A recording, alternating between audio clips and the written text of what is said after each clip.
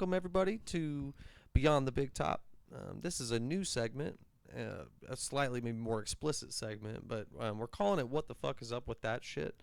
And I have some guests here. I have the great Bob Bombadil. Oh, I thank you so much for using that sobriquet. Yeah. Well, it's a great nickname. You know, when we're running a nerd store. I want a T-shirt with that. Yeah, with Bob Bombadil. I'm Yeah. Tom's younger brher. I have no powers, No powers, nothing special. Bob Bombadil. and I know nothing. Yeah. And I also have here with us Tyler Haake. Hello.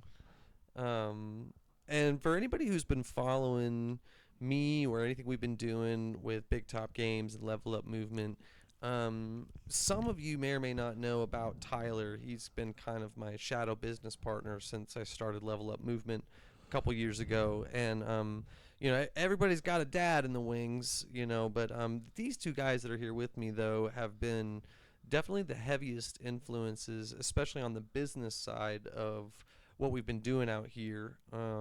And the segment that we're about to do is we lovingly called it earlier a Yelp review on the game of life. I love that. I do. Well, it really is the It intention. is. That's right. So Dad, what's up, man? Well, the world is filled, don't you think? Once you go down that thought intellectually, what the fuck's up with that? There are so many times we say that to ourselves every day, right? I mean, Right. Maybe less explicitly sometimes. yeah. But What's the deal with that, man? yeah, why are they doing that? What are they thinking? Right. Um, Yeah. Tyler, can you think of a moment in your past life, in your past couple weeks here, where you had a "what the fuck is up with that" moment? I mean, when you called me yesterday, I was just going through like a whole day of that with my coworker, just being like, what the fuck is going on with this guy? But we need an example here. Oh, I've got one. Oh, I've got yeah, one. okay. This is going to be so cathartic for me because I wanted to talk about this for so long. Forgive me. Gum. What the fuck is up with gum on the floor? Yeah. How does that happen? Well, I mean, so if they didn't know they had it in their mouth? no, I mean it has to be maliciousness, right? Like Well, they it's have even to be. They have to maliciousness. actually just not give a shit. I guess. I mean, so I did some research. Gum on carpet is. Oh, is if I pure see gum on- malice. Oh, that's been vindictive. No, okay, but gum on carpet, that could often be a trash can getting knocked over.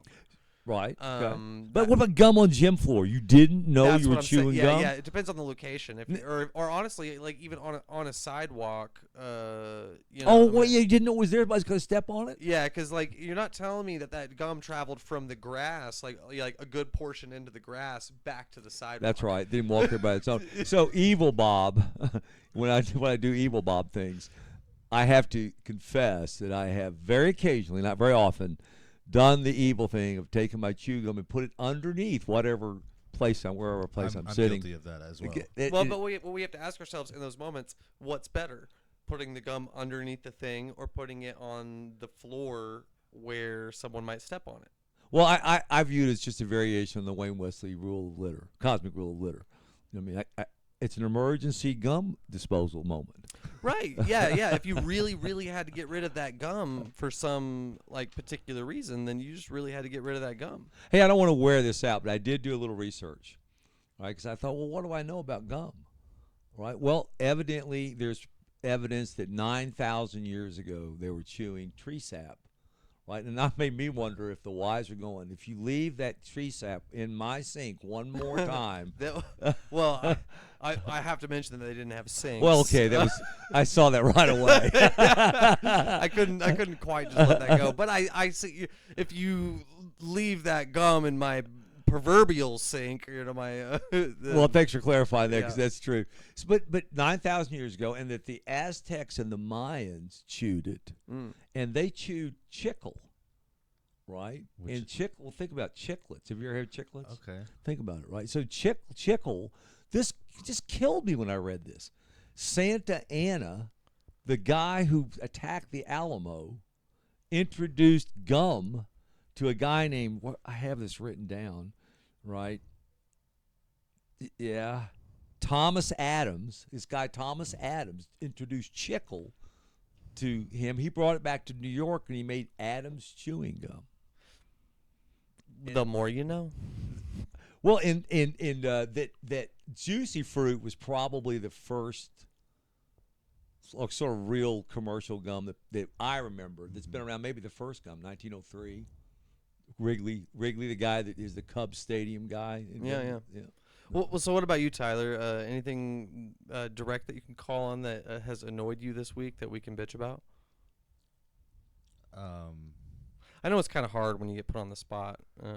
I'm over here racking my brain. Okay, too. how about you? See, I was knowing that. You're that's afraid I knew the redirect was coming. Being old, there's so many things that annoy me. Yeah. Well, can we go as broad as like lack of critical thinking? Yeah. There's no limits there. Yeah. Because what the fuck is up with that shit? Yeah. Like, it's Oh man, I had to go through that today on the phone with corporations about healthcare. What is the IQ the people that lead you below 12? or if you're like I don't know if this has ever happened to one of you guys, but you know how like cash registers will tell you the change. You know?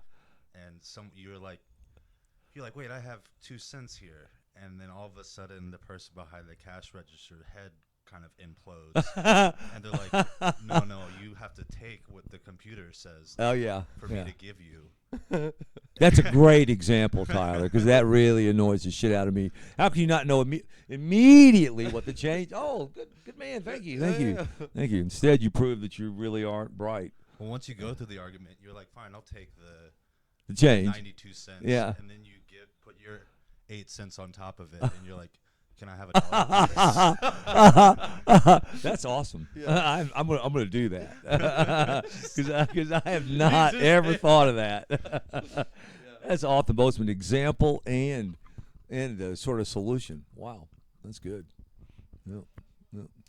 Well, I will say this: it somewhere it might prove that there is a God, that one of the jobs in life is to manage humans. Because that's a hard job. That's a hard job. Yeah. And that is annoying. Yeah. You know, at the highest possible level. You know, but there's also a reward there too, I guess.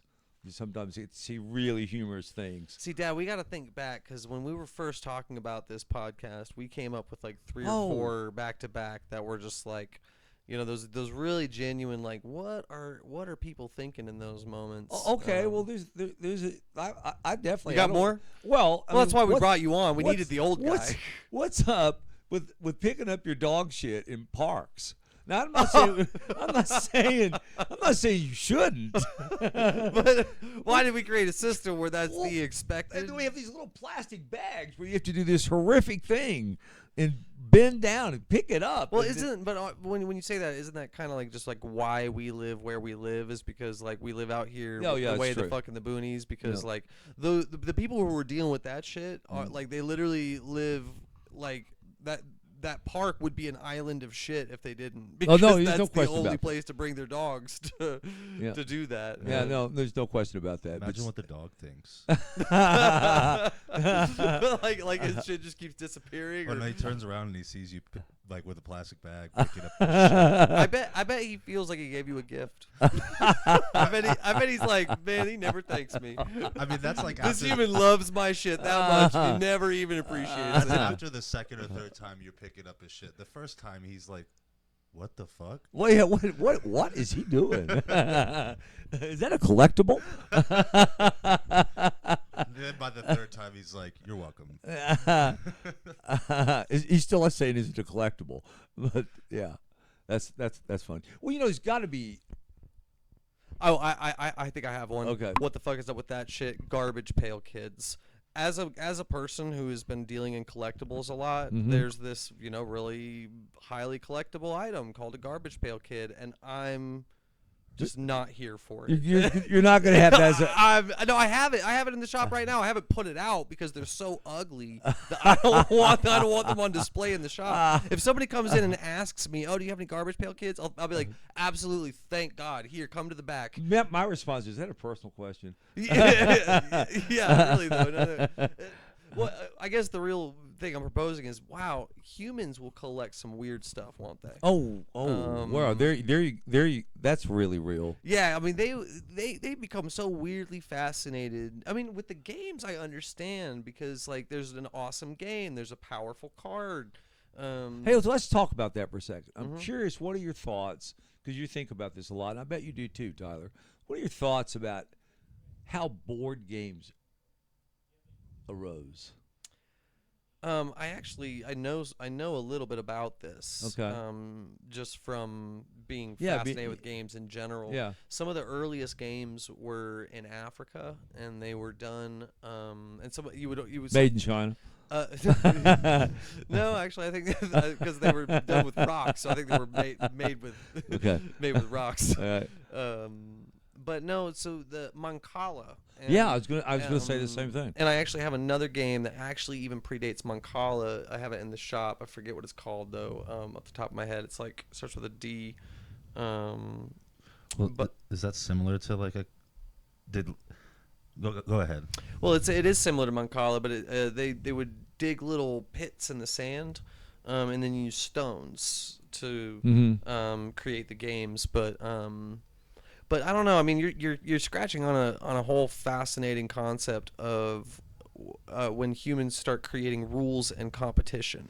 Yeah, I Um, think it also ties in for me in that discussion about where it fits into the fight or flight and alternate reality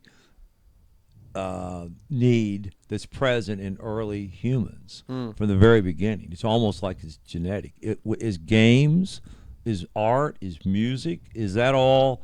Was that all almost like a self-contained kit?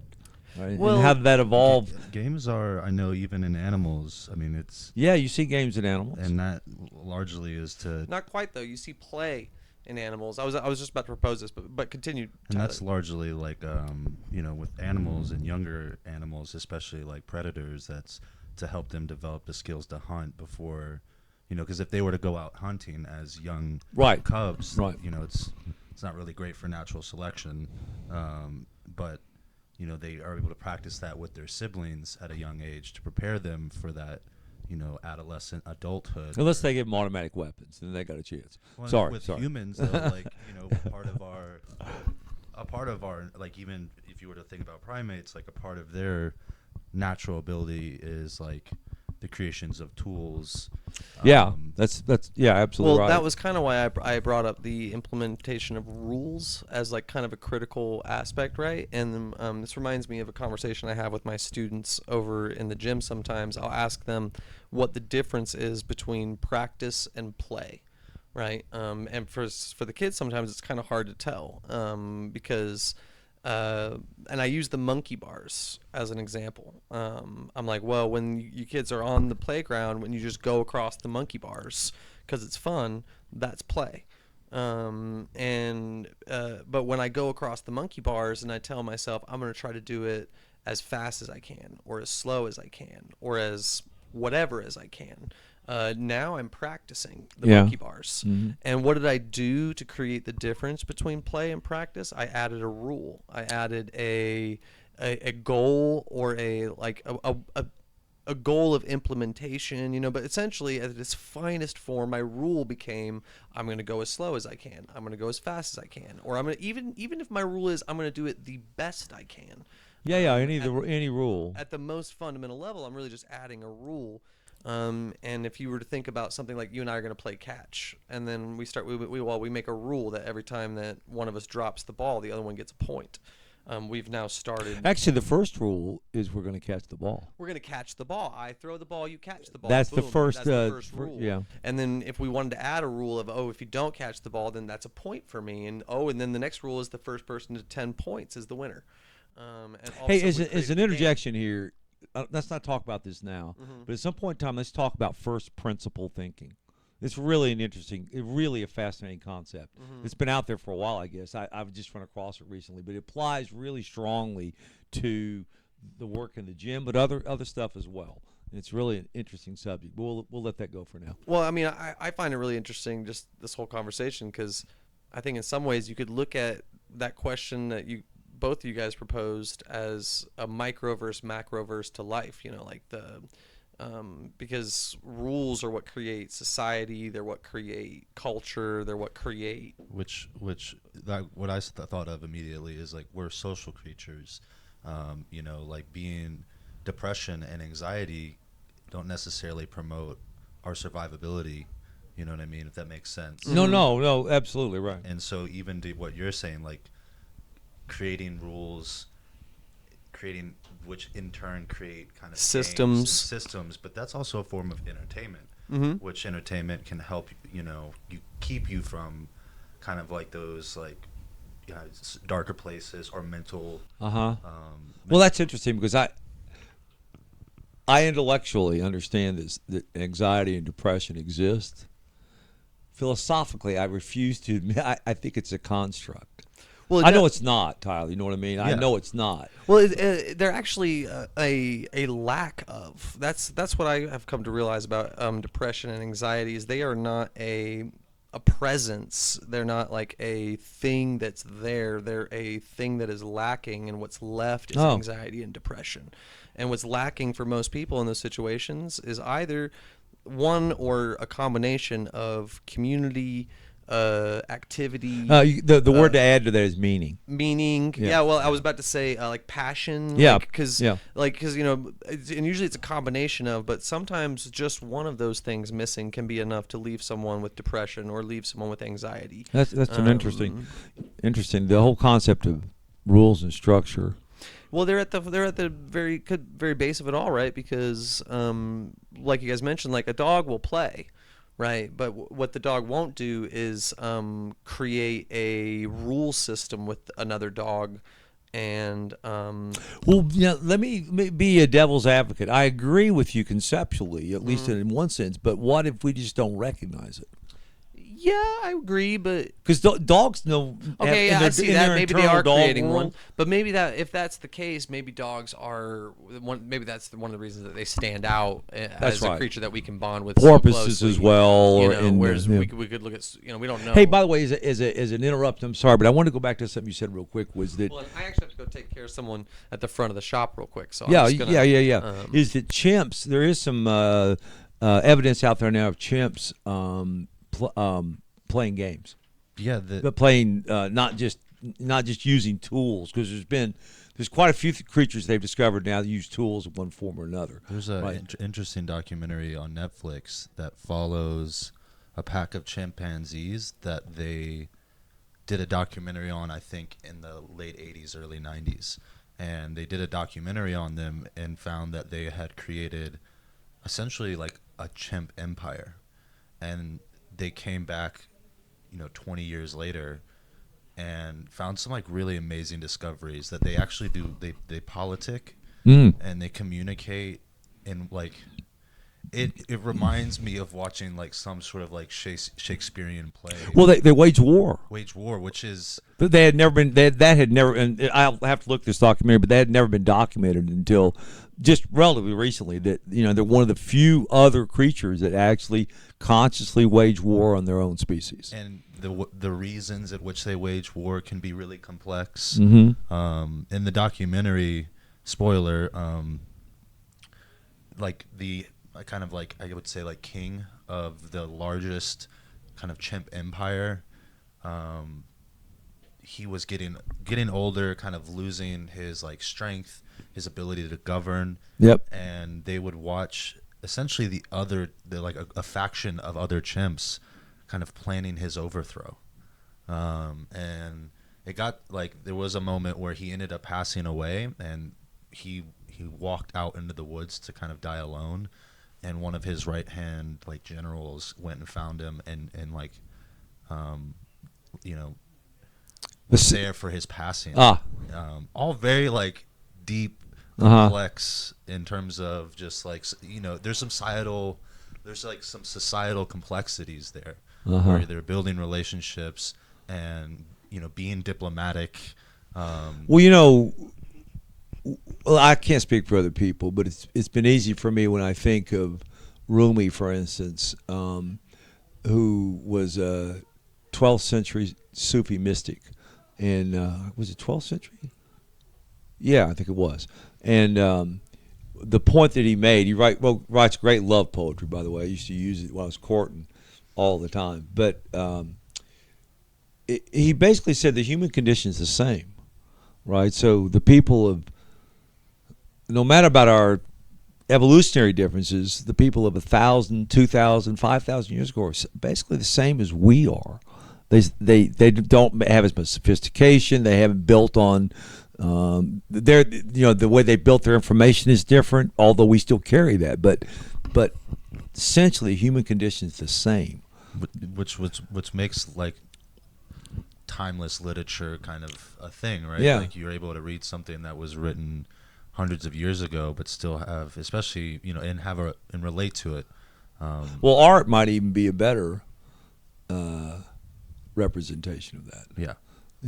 Although not necessarily, but art might be a even better representation. And art existed at the very earliest with all the, all over both in Australia, in. You mean like essentially before like written? Yeah, art was present way before. Yeah. Written language. It made me think of the original, like where we ended up here was like how board games were created. So I did what was called like a solo. Went to Outward Bound. Yeah. And one of the things we had to do as like kind of rite of passage was they would put you out in the middle of the woods a certain amount of distance from each other and then leave you there. I think it was for 2, maybe 3 days. And the counselor would come and check on you. It wasn't like, you were just left to your own devices, but you were given a pack of food that wasn't really enough to ration for 3 meals a day for those 3 days. And one thing I didn't really know the history as well as Evan, but I immediately thought of that moment where by like day 2, you're like, I remember like distinctly like creating a little ring with like sticks and like putting an ant in there with another insect and being like, go, and like watching them, duke it out, but like creating my own form of entertainment. Mm-hmm. Interesting entertainment. Maybe it's not games. Maybe it's entertainment. Well, and you start to feel really like it's interesting. You really go into some really interest. I don't think a lot of us are used to that in this modern age, but like you really go, and I don't want to say dark places, but really interesting places when you're by yourself for that long. Sure. Or essentially isolated. And I would imagine early civilizations, there was kind of like a core feeling of that.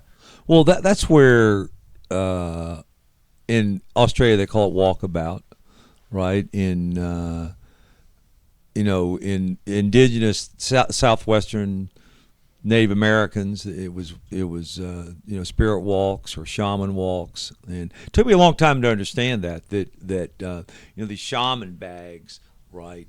That you see Native Americans carry, Mm-hmm. that they're filled with objects that remind them of experiences, and experience is power. It's what it's meant to be used for. It's to be made into personal power. There's an aspect of what the fuck's up with that, and it also ties into the psychological aspect. It's interesting to I don't mind people seeing their flaws. It kills me when they don't see their strengths. What's up with that? Because you can't, I don't think you can only focus on whatever's negative or bad in your life or that you don't do well and expect to have any sort of peace of mind, psychological balance. I don't think it works that way. I mean, it's almost. I think that you almost have to have some sort of like ego death to see your strength as well, because maybe it's the idea of what you want to be good at, kind of clouding your judgment of what you're like. You even said it earlier, where like there's a role to be filled essentially, Mm-hmm. and you have to have some sort of acceptance of that to realize it's a strength, right? Like, well, you do. I think one of the hardest things to do in group behavior is to recognize what your role is. right. Everybody wants to be the lead guitarist or the quarterback. Right. I'm talking to Paul about my partner about. She's like, well, do you just choose your position on a football team? And I'm like, I kind of went through the stages of like, because I played football for 8 to 9 years and essentially got to where you were with rugby. I went from being the tall big kid in middle school to being the tall skinny kid Yeah, in high school. yeah. And there's no room on the unless you want to be the kicker. Yeah. But yeah, you have some room when you're younger to kind of choose where you want to go. But as you get into the like upper echelon of athleticism, it's where you're kind of going to be most utilized. Well, yeah, you don't control that. I mean, you control how hard you work, your attitude, and your how mentally engaged you are. But that's what you control. The coaches around you decide where you play, when you play. In corporate business, the people that are above you decide. Certainly your effort makes a difference and stuff, but they make those decisions. You've got to be able to stay contained about yourself, about what it is you're trying to accomplish. That sounded a lot like bullshit to me, what I just said there. But I think what you're saying is true. So what else? Well, I tell you what the fuck's up with that is this wonderful painting on the wall of the cat and the mouse playing chess. You play. You're a chess player. I am. I love this. There's Yeah. a lot of layers here. There are. There are. Who wins this match? What's on the line?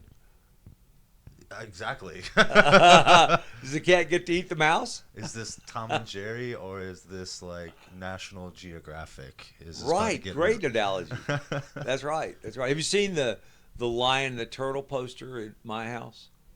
Next time, if you're ever at our house, you go in Evan's room. There's a poster there. It was from the 70s. I bought it in a hippie store in Gainesville. Mm-hmm. That of a lion and a turtle playing chess. Really? Yeah, it's one of my favorite possessions. Yeah. So here's another one. What is up with the things that when we eat, that so many of the things we eat are so bad for us that those things taste the best? I mean, sugar being the number one culprit, right? I mean, and I feel like that one is like that's like drugs though. Sugar is like it's a drug. That's a drug. It's a drug. There's no doubt about it. I've heard people trying to quit because when you quit sugar, you can't just be like candy because there's sugar in everything. apples. There's sugar in orange juice. There's Right. sugar in bread. I was drinking some Milk. juice the other day, and someone who's really a friend of mine that's really into his health was like, "It's going to give you diabetes." I was like, I drank a gallon of orange juice last night. He's like, "That's not good for you." No, it's not. But I I'm like, love it. What do you mean? It's a fruit.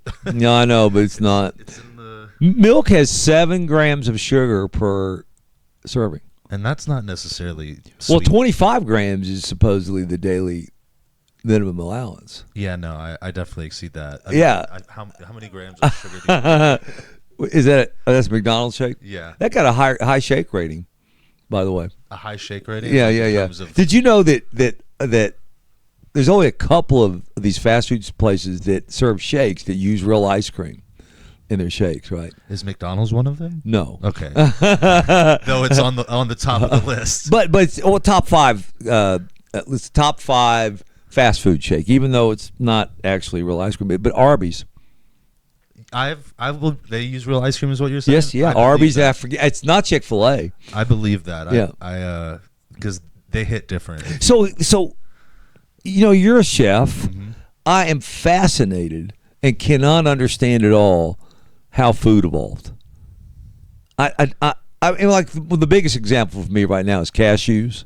How food or cuisine? No, food, just general, right? I mean, so cashews are a fruit, right? Mm-hmm. And they're also acidic. So if you eat them in the wild, they'll burn your mouth, right? So that meant for them to become food, there had to be a fire. The cashews had to be roasted.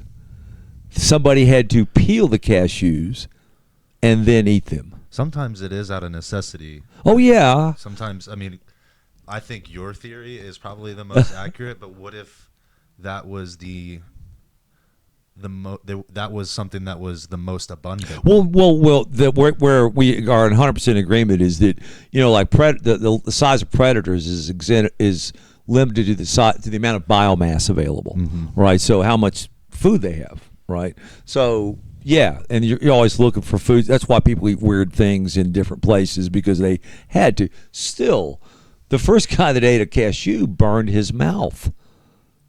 So that's not an encouraging. No, it probably took hundreds of years before they were like, "I'll try that again." I just don't. I don't understand. Well, I mean, even you think it was. You think it was environmentally, like just biological imperative to consume meat, for instance? Yes, I do. It really becomes like That's gonna be that necessity thing that you Yeah. talked about, because you're gonna eat what you need to. Yeah. Yeah. What's interesting is some, like, you can starve by eating rabbit. Like, you can't just eat pure lean meat, and fat becomes essential to converting the protein into like other essential macronutrients. And so the way that it evolves over time is like kind of the human's innate understanding that, like, because if you were to eat rabbit all year round, you would actually get skinny, become malnourished, and perish from like some really awful like liver like your organs would fail. Yeah. Would go really badly. Who knew? Yeah. So, and there's a what the fuck is up with that?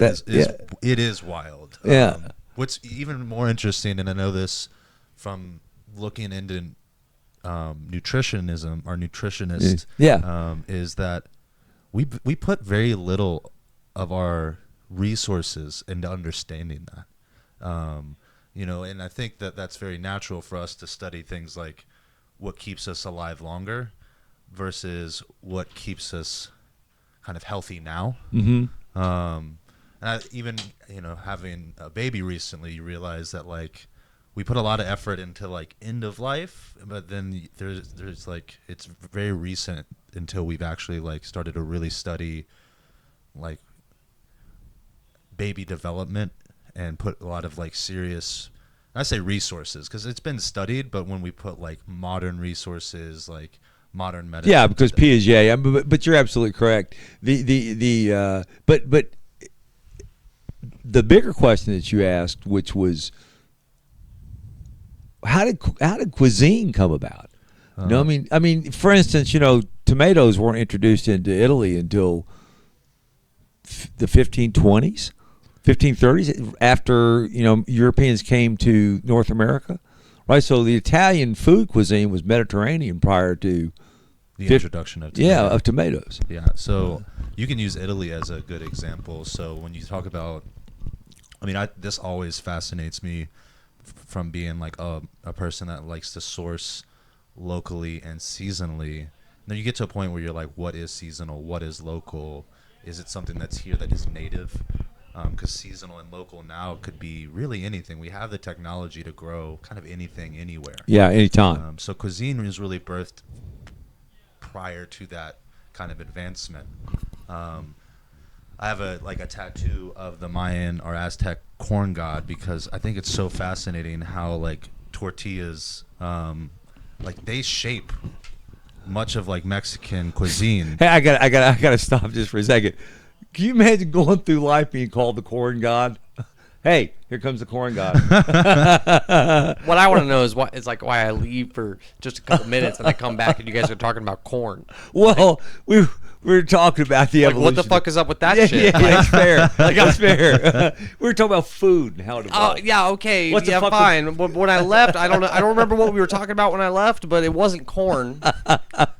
Well, but we did get to the corn god. The god of corn. Because I just find that really odd. Corn shapes that entire cuisine. Like, think about the tortilla and how important that is for an entire cuisine. And isn't there a way that we could kind of weirdly bridge that to our rules conversation in the sense that, well, if the rule of the land is that corn is king, you know what I mean? Because we really fucking need corn because we're just using it for everything. Everything. Fuel, food. That's the rule of the land, then you're going to see that shape, that culture, shape everything. What's really, I'm serious about this. What's really interesting to me about tonight's conversation is we try to be witty, which we're occasionally witty, is I had not ever thought about the rules conversation. And in that way, that's really interesting. Well, and how the layering of the rules is actually, interestingly enough, we can connect this because we joke about the whole idea of this segment of what we're doing being that Yelp review of the game of life. But I really do look at life like that. I see it as just this ultimately complex game, and weirdly, there's no point system. There's no clear win and loss like conditions. But it seems clear to me that life is just No, those are human concepts. Mm. They're anthropomorphic concepts that we apply to this thing we're talking about. So human existence is just this very highly complex game that we've layered on top of, well, I guess breathing. Yeah, on top of just being alive. And that's you know? sentience. Yeah, that's sentience, and that's culture, and that's weirdly maybe that's the one thing that separates us from our fellow creatures. It's just the existence of rules that we place on ourselves. I'm gonna think about that a lot because well, you know what I think, just conversationally about this, is that perhaps the rule system in non-human species is genetically driven, and because they have so much programmed behavior. Yeah, but you can't really call them rules because. Well, chemists They're would. so- Chemists Well, you could would. call them themes, but they I mean, just like the way that we could break our own rules, but like when a creature breaks the own rules of its existence, it doesn't necessarily do so knowingly. You know what I mean? It doesn't break the mold of, No, of the that's other right. creatures. That's right. Well, we can choose to break the rules and know we're doing. And we it. both created the rules and then Broke and the then rules. carry the choice Yeah. to break Yeah, them. that's true. Well, natural. I feel like there's some ties to natural selection there. Like the more a creature breaks the rules of its own existence, the less likely it is to survive to the next day. Right? Well, or the would- more likely, depending on the conditions. yeah, because what I do agree is life's about luck, Right. as Right. much as anything else. And right? evolution is about luck, and a lot of times that a creature doesn't know that whatever weird mutation it had is going to actually make it more No. More or less. suited for whatever comes in its life. Well, the opposable thumb, Mhm. right, led us to tool making, yeah. and Yeah. Or, for instance, a great example might be like our intellect. If our intellect had appeared, if humanity's type of intellect had appeared during the Cretaceous period, there's no guarantee that level of intellect would have been right enough at that time to let them survive as a species. and get to this point, right? So there's Yeah. a lot of luck with that. Well, because dinosaurs probably had as much natural ability to do that. right, in a way. Yeah. They were all. I mean, the Jurassic Park movies to aside, create cities and society. Yeah. But Well, and we talked about this today. Like I learned recently that dinosaurs thrived on this. Like, if you look at the timeline of how long we've been here on the planet versus dinosaurs, it's like dinosaurs are 10x. This Oh, is yeah. their planet. Yeah. Yeah, This is their planet. We just got it. and we're going to barely. spend a very short, Very period short amount of time here. because we're fucking it up already. Yeah. That- Which so is not necessarily a bad thing either. would Because suffering fall into that category, right? Like anthropomorphic. Like it makes me think of a question that like is asked between atheists. right, about whether or not the concept of suffering. Because like if there's a kind of like a God that he would have to be responsible for all the other suffering. Right. Oh, yeah. Yeah. They propose this as like as a counter argument to the existence of God because God is allowing all this suffering, and then there's an argument that pops up like, oh, those are lessons for us to, because God wants us to grow, and then the atheists will counter with, oh well, then why does God allow animals to suffer? Right. And then so what you're asking is, are the animals suffering? Yeah, like is that just something? Is that something that we're kind Is that a of? construct? Well, Yeah, I can tell you right now, the burning question I want to know out of this is still, did Noah kill the dinosaurs? Well, by turning them away. Right. Yeah. From the suffering that Well, was caused. that is the official like devout stance, yes, is that Noah killed the dinosaurs. No, specifically just any dinosaurs that were too big for the ark. That's not real. No, that's real. That's their So what official the fuck stance. is up with that? But yeah. Well, that opens up a whole different can of worms because earlier when we were trying to think of what the fuck is up with that, I was just resisting the urge to pull on like 10 of those. There's too many of those. Too many of those, too low hanging Yeah, of there's fruit. too many Because of I those could to go count. on. I'd be like, what the fuck, flat Earth? What the fuck is up with that shit, guys? Come Yeah, on. I mean the Greeks knew that. Oh my god! And what's crazy is every time that a flat earther like gets a little bit of money and decides that they're gonna like do this project and finally be the one that proves that the Earth is flat, Yeah, they just get absolutely shat on. I mean, every time. Yeah. And then they just keep doing it. They just some other guys like, nah, that guy didn't do it good enough. Because they always find, whenever there's something absurd like that, the people who believe in it, there's a rationalization that they make, and I've probably made several of those myself. Well, I've got my own conspiracy theory about this, right? So we all know that there's a lot of mumbo jumbo going on about thought shaping reality. Yeah. Right. And, I don't subscribe to any conspiracy theory, but I love making them up. So,